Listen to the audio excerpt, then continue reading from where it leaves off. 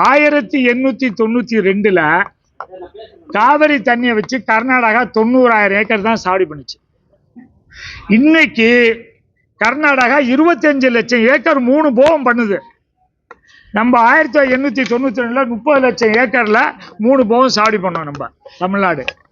இன்றைக்கு அதே தமிழ்நாடு இன்னைக்கு 9 லட்சம் ஏக்கர்ல 1 போகம் சாகுபடி. நான்லாம் முசூர்ல குருவை சம்பா கோடைன்னு 3 போகம் பண்ணேன் காவிரி தண்ணியை வச்சு. இன்னைக்கு 1 போகம், அது இந்த வருஷம் அந்த 1 போகம் பண்ண முடியாது போல இருக்கு.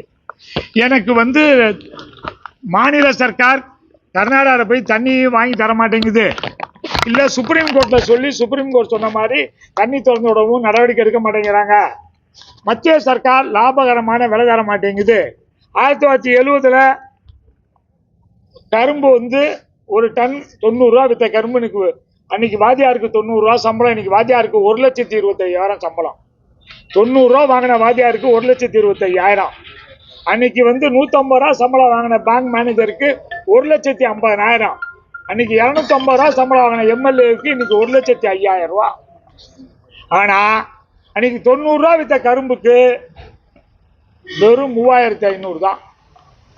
இந்த கொடுமையிலிருந்து விவசாயிகளை காப்பாற்ற வேண்டும்.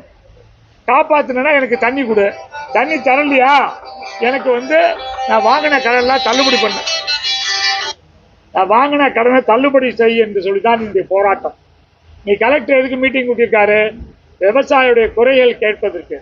அதனாலதான் நாங்கள் கலெக்டர்கிட்ட சொன்னோம், ஐயா எங்க குறை, அப்படியே அவர் சொன்னோம், எங்க குறை லாபகரமான விலை கொடுக்கல, தண்ணியும் கொடுக்கல, அதனால எங்களால சாகுபடி பண்ண முடியல, நாங்க கடனை அடைக்க முடியாது, நாங்கள் வாங்கிய முழு கடனையும் தள்ளுபடி செய்யுங்கள் என்பதுதான் எங்களுடைய கோரிக்கை.